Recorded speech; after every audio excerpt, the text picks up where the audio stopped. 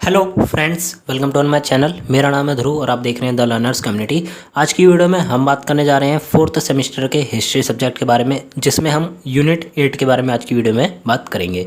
ये आपके सिलेबस का लास्ट यूनिट है, यूनिट 8, जिसका नाम है स्वतंत्र भारत, संविधान का निर्माण, संविधान का विकास और मुख्य प्रावधान, संविधान की बुनियादी विशेषताएं। तो जो आपका यूनिट नंबर 8 है, यूनिट 8 है, वो पूरा का पूरा संविधान, भारतीय संविधान पे है। आप अगर सिलेबस में या फिर टेक्स्ट बुक में भी देखेंगे एसओएल की जो आ चुकी है वेबसाइट पे, तो उसमें आपको देखने को मिलेगा कि जितना भी जो 8वां यूनिट है वो सारा का सारा भारतीय संविधान के बारे में है। तो आज की वीडियो में हम इसके बारे में डिस्कस करेंगे।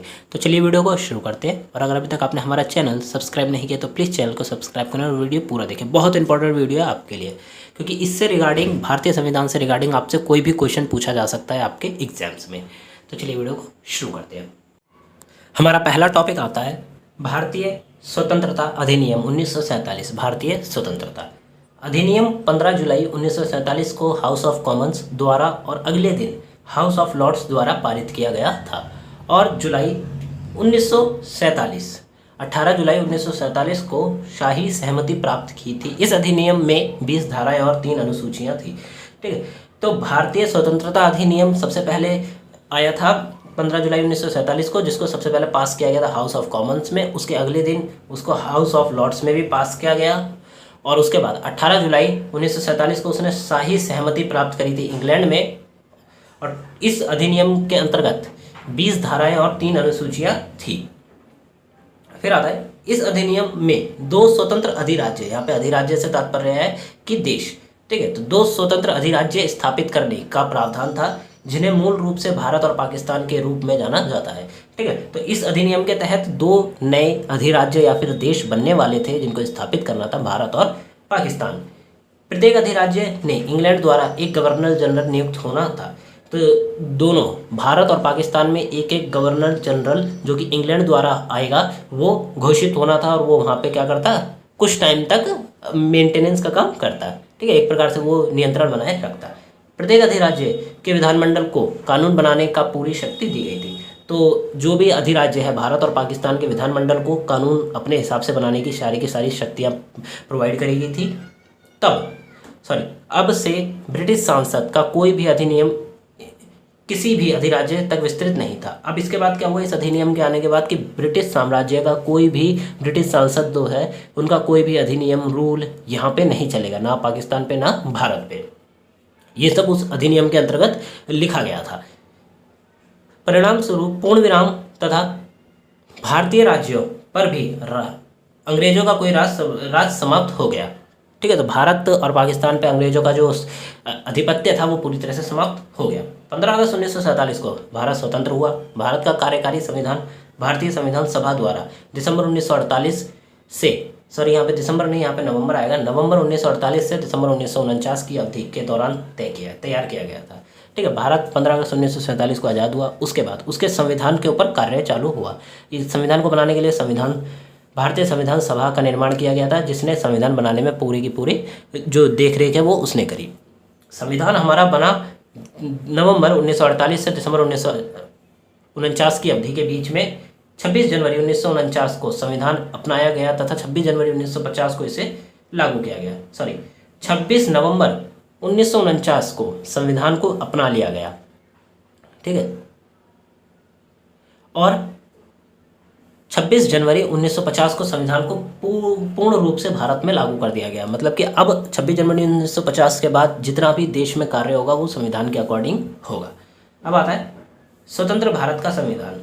भारत का संविधान भारत को एक संप्रभु, लोकतांत्रिक, धर्मनिरपेक्ष और समाजवादी गणराज्य घोषित करता है। यह न्याय, स्वतंत्रता, समानता और बंधुत्व के लोकतांत्रिक दर्शन पर आधारित है। तो जो भारत का संविधान है वो भारत को एक अलग रूप दिखाता है। वो क्या है, संप्रभु, लोकतांत्रिक, धर्मनिरपेक्ष और समाजवादी गणराज्य बनाता है। साथ में न्याय, स्वतंत्रता, समानता और बंधुत्व के ऊपर ये पूरी तरह से आधारित है। अब सबसे जो मोस्ट इंपॉर्टेंट टॉपिक है वो है ये कि संविधान की मुख्य विशेषताएं। जो आपका पूरा टॉपिक है वो संविधान की मुख्य विशेषताओं पे है। ठीक है, तो एग्जाम में आपसे ये पूछा जा सकता है कि भारतीय संविधान की मुख्य विशेषताओं का वर्णन करें, क्योंकि आप अगर बुक्स में भी देखेंगे तो आपके जो चैप्टर है उसमें सिर्फ संविधान की विशेषताएं सबसे ज़्यादा बताई गई हैं। तो हम देखते हैं भारतीय संविधान की विशेषताएं। पहला, दुनिया में सबसे लंबा और सबसे व्यापक संविधान। तो भारत का जो संविधान है वो दुनिया का सबसे लंबा या फिर बड़ा संविधान आप कह सकते हैं, ठीक है, और सबसे व्यापक संविधान है। दुनिया का सबसे लंबा और सबसे विस्तृत संविधान भारत का है। यह एक 22 भागों में विभाजित है और 19 अनुसूचियों का एक दस्तावेज है, ठीक है। तो भारतीय संविधान 22 भागों में विभाजित है, मतलब बटा हुआ है, और उसमें 19 अनुसूचियां हैं। यह एक संघीय संविधान है जो आमतौर पर एकात्मक राज्य के संविधान से लंबा होता है, ठीक है। भारतीय संविधान किस प्रकार का संविधान है? संघीय संविधान, मतलब इसमें संघ कई सारे ग्रुप्स हैं, उनका एक ये संविधान बना है। साथ में ये आमतौर पर एकात्मक राज्य है। जिस देश में एकात्मक संविधान को अपनाया गया उससे काफ़ी ज़्यादा बड़ा होता है। अगर आपको केंद्र सरकार, राज्य सरकार और संघ राज्य से संबंधित अध्ययन करना है तो आपको सिर्फ अकेले 240 लेखों को पढ़ना होगा। 240 से भी अधिक लेख लिखे गए हैं राज्य सरकार, केंद्र सरकार और संघ राज्य को बताने के लिए। फिर आता है एक संप्रभु लोकतांत्रिक गणराज्य। संविधान की प्रस्तावना नए भारत को एक संप्रभु लोकतांत्रिक गणराज्य के रूप में परिभाषित करती है। तो जो संविधान की जो प्रस्तावना है वो भारत को एक संप्रभु लोकतांत्रिक गणराज्य के रूप में बताती है। भारत का यह विवरण काफ़ी महत्वपूर्ण है। संप्रभु शब्द इस बात पर जोर देता है कि भारत अब ब्रिटिश साम्राज्य की निर्भरता नहीं है और ना ही उसकी राजनीतिक स्थिति अधिराज्य की है। तो जो संप्रभु शब्द है वो ये बताता है कि भारत अब ब्रिटिश साम्राज्य के अंतर्गत काम नहीं करता और ना ही ब्रिटिश साम्राज्य का कोई भी रूल एंड रेगुलेशन भारत पे काम करता है या फिर चलता है। वह 15 अगस्त से थी, ठीक है। उसके बाद संप्रभु एक बात ये भी बताता है कि 15 अगस्त 1947 से लेकर 26 जनवरी 1950 तक भारत में जो व्यवस्था थी वो भी कुछ हद तक ब्रिटिश साम्राज्य की ही थी, परंतु संविधान बनने के बाद और संविधान को लागू करने के बाद वो व्यवस्था को भी हटा दिया गया। अर्थात भारत का संविधान यह बात बताता है कि अब भारत किसी भी प्रकार से ब्रिटिश सत्ता के अधीन नहीं है तथा स्वतंत्र भारत के रूप में अब कार्य कर सकता है। एक संप्रभु शक्ति होने के नाते भारत बाहरी नियंत्रण से भी पूरी तरह मुक्त है। तो जो संप्रभु शब्द है ये पूरी तरह से भारत को एक आप कह सकते हैं कि स्वतंत्र देश बताता है, ठीक है, और ना ही अंतर्राष्ट्रीय स्तर पर कोई देश उस पर कुछ कर सकता है कब्जा एक प्रकार से या फिर अपना दबाव डाल सकता है, और ना ही आंतरिक रूप से। फिर आता है भारत एक धर्मनिरपेक्ष राज्य। भारतीय संविधान की योजना और प्रावधान भारत को एक धर्मनिरपेक्ष राज्य बनाना चाहते हैं, ठीक है। तो भारत का जो संविधान है वो भारत को एक धर्मनिरपेक्ष राज्य बनाने में मदद करता है। भारत की प्रस्तावना भारत के लोगों के सभी नागरिकों को सुरक्षित करने के गंभीर संकल्प को दर्ज करती है, ठीक है। तो भारतीय संविधान की जो एक प्रस्तावना है वो भारत के जितने भी नागरिक हैं उन सबको जो सुरक्षा है, सुरक्षित रखने की, स्वतंत्रता रखने की पूरी गारंटी लेता है। इसमें कई चीज़ें आती हैं जैसे सामाजिक, आर्थिक और राजनीतिक न्याय प्रत्येक व्यक्ति को मिलेगा। विचार, अभिव्यक्ति, विश्वास और पूजा की स्वतंत्रता है लोगों के पास। स्थिति और अवसर की समानता, क्योंकि ऐसा होता है कि कुछ लोगों को कई सारे अवसर प्राप्त हो जाते हैं और कुछ लोगों को वो अवसर प्राप्त नहीं होते। तो इस प्रकार की भेदभाव ना हो इसके लिए भारतीय संविधान में प्रावधान किए गए हैं। फिर आता है एक धर्मनिरपेक्ष राज्य के रूप में भारत ना तो किसी धर्म को मानता है और ना ही किसी के साथ भेदभाव करता है, ठीक है। तो धर्मनिरपेक्ष जो देश है या राज्य है उसके रूप में अगर हम भारत को देखें तो भारत भी किसी भी एक धर्म को अधिक मान्यता नहीं देता है। भारत में आपने देखा है, आप रहते भी हैं, भारत में हिंदू, मुस्लिम, सिख, ईसाई बहुत सारे धर्म के लोग रहते हैं, परंतु भारत कभी भी किसी एक धर्म को अलग से दिखाने की कोशिश नहीं करता, ठीक है। दूसरी बात यहाँ पे कि भारत में कोई भी प्रकार का भेदभाव नहीं होता, ठीक है, और ना ही भारत किसी प्रकार का भेदभाव करता है। संविधान में ये सब चीज़ें बताई गई हैं। यह किसी भी धर्म या पंथ का प्रचार के लिए अधिकारों का उपयोग नहीं करता, ठीक है। तो भारत का जो संविधान है उसके जो अधिकार हैं वो उनका प्रयोग नहीं करता कि किसी भी एक धर्म को अलग से दिखाया जाए। भारतीय संविधान के नज़र में सारे धर्म समान हैं। अपनी नीतियों के निर्माण में भी यह किसी धार्मिक सिद्धांत के द्वारा निर्देशित नहीं है, ठीक है। तो अगर भारत का जो संविधान है उसका जो नीति निर्माण है उसमें भी किसी भी प्रकार का धर्म का कोई जो आप कह सकते हैं कि धर्म का कोई भी हिस्सा नहीं है।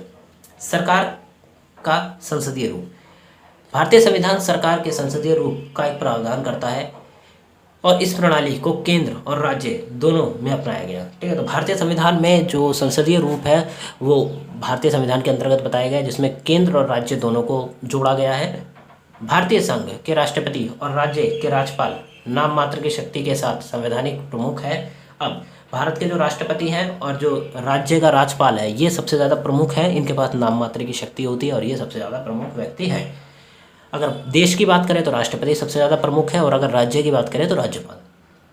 जैसे कि सरकार के संसदीय रूप में आवश्यक है, संविधान निर्माताओं ने केंद्र और राज्य में सरकारी तंत्र स्थापित करने में ब्रिटिश मॉडल का पालन किया। अब क्या हुआ, जब संविधान बन रहा था, जब सत्ता बनने की तैयारी चल रही थी भारत में, उस समय जो संविधान के निर्माता हैं उन्होंने ब्रिटिश मॉडल को पढ़ा, उसके संविधान के रूप को समझा, और वहाँ से जो सरकारी तंत्र की जो व्यवस्था है, राज्य में सरकारी तंत्र की जो व्यवस्था है, उसको अपनाया। फिर आता है संघीय सूचना लेकिन भावना में एकात्मक। भारत को राज्यों के संघ के रूप में वर्णित किया जाता है, ठीक है। तो भारत को किस तरह बताया जाता है कि भारत कई सारे राज्यों का एक संघ है, ग्रुप है, फिर भी उसका संविधान अनिवार्य रूप से संज्ञा रूप में है, ठीक है। जो भारत है वो कई सारे राज्यों का एक गुट है, परंतु उसका एक संविधान है, और वो जो संविधान है वो सभी राज्यों के ऊपर कायम है। इसमें संघीय संविधान की कई विशेषताएं हैं। सबसे पहले संविधान देश का सर्वोच्च कानून है।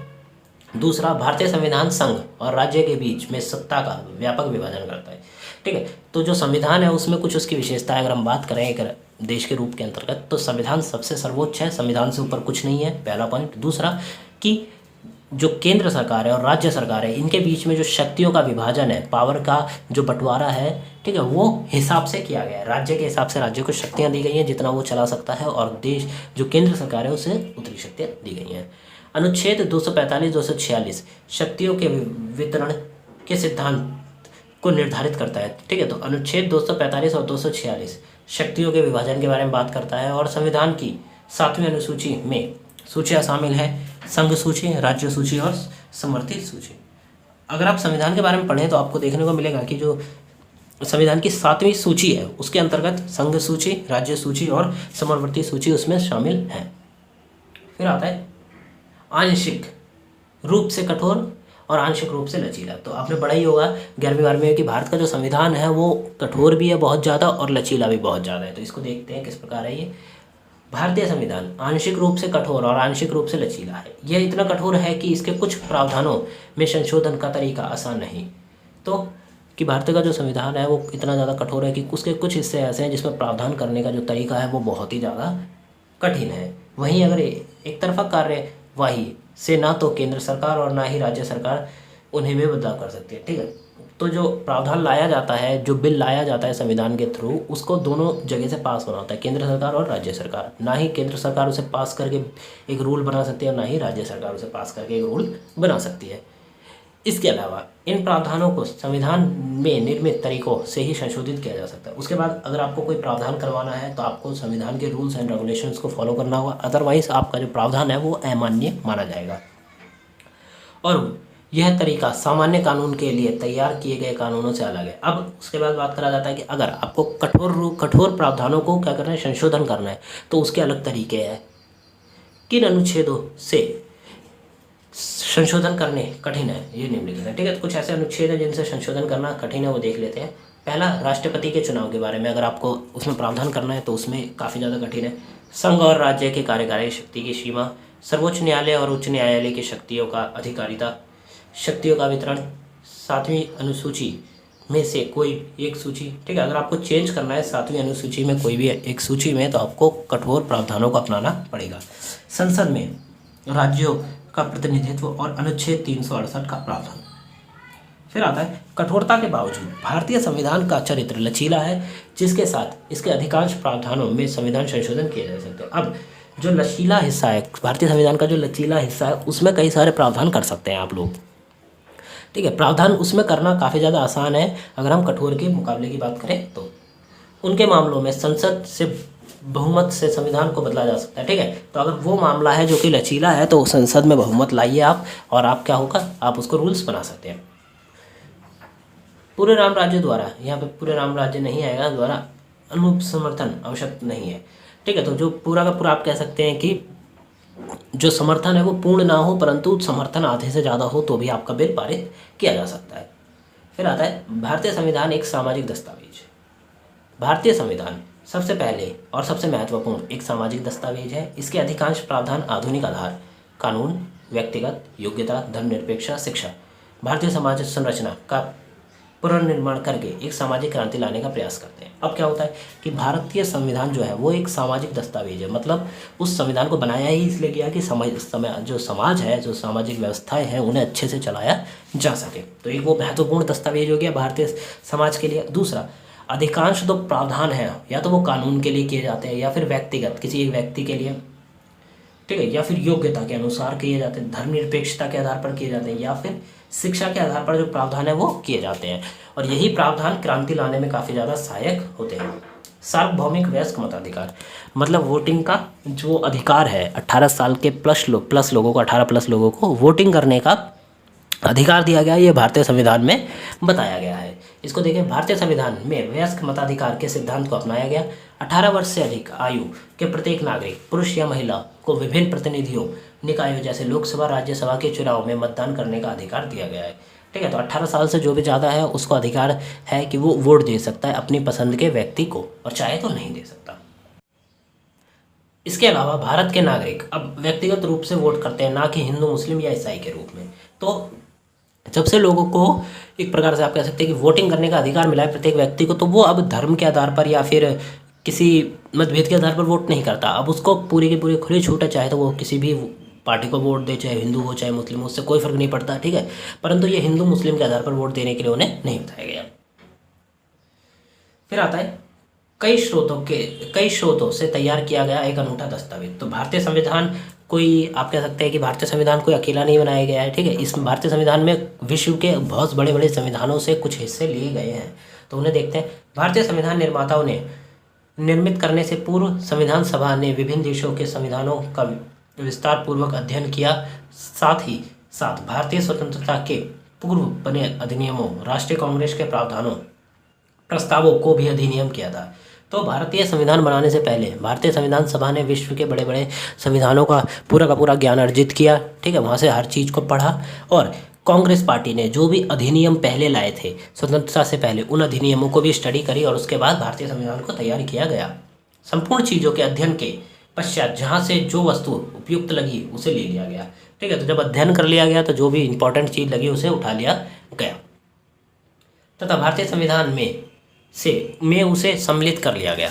भारतीय संविधान में विभिन्न जो प्रमुख उपबंध है वो निम्नलिखित है। तो भारतीय संविधान में जो जो चीज़ें ली गई हैं वो इस प्रकार है। ब्रिटेन से क्या क्या लिया गया है? संसदीय प्रणाली, एकल नागरिकता, विधि निर्माण प्रक्रिया, मंत्रिमंडल का लोकसभा के प्रति सामूहिक उत्तरदायित्व, विदाई राष्ट्रपति के संवैधानिक स्थिति, विधि का शासन, संसदीय विशेषाधिकार, लोक सेवक की पद्धति, संसद और विधानमंडल प्रक्रिया। तो ये सब चीज़ें ब्रिटेन से ली गई हैं। कनाडा से लिया गया संगठनात्मक व्यवस्था, अपशिष्ट शक्ति, सबल केंद्रीकरण की व्यवस्था, केंद्र द्वारा राज्य के राज्यपाल की नियुक्ति। अमेरिका से लिया गया है मौलिक अधिकार, न्यायिक पूर्वावलोकन, उच्चात्मक न्यायालय, संविधान की सर्वोच्चता, राष्ट्रपति की महाभियोग प्रक्रिया, उपराष्ट्रपति का पद, स्वतंत्र निष्पक्ष न्यायपालिका, वित्तीय आपातकालीन, उपराष्ट्रपति एवं उच्च न्यायालय के न्यायाधीश को हटाने की विधि है। ये सब अमेरिका से लिया गया है। पूर्व सोवियत संघ से लिया गया है मौलिक कर्तव्य प्रस्तावना में सामाजिक, आर्थिक और राजनीतिक न्याय के आदर्श। आयरलैंड से लिया गया है राज्य के नीति निर्देशक तत्व, राष्ट्रपति के निर्वाचन की रीति, राज्य में 12 सदस्यों को मनोनीत होना। जापान से अनुच्छेद की प्रस्तावना ली गई है। ऑस्ट्रेलिया से लिया गया है प्रस्तावना समवर्ती सूची, शक्ति विभाजन, संसद के दोनों सदनों की संयुक्त बैठक, प्रस्तावना की भाषा। दक्षिण अफ्रीका से लिया गया है संविधान संशोधन प्रक्रिया, राज्यसभा के सदस्य का निर्वाचन। फ्रांस से लिया गया है गणतात्मक ढांचा, स्वतंत्रता, समानता, बंधुत्व, आदर्श। और जर्मनी से लिया गया आपातकालीन उपबंध। तो ये जो चीज़ें हैं ये सब पूरे विश्व के बड़े बड़े संविधानों से ली गई हैं।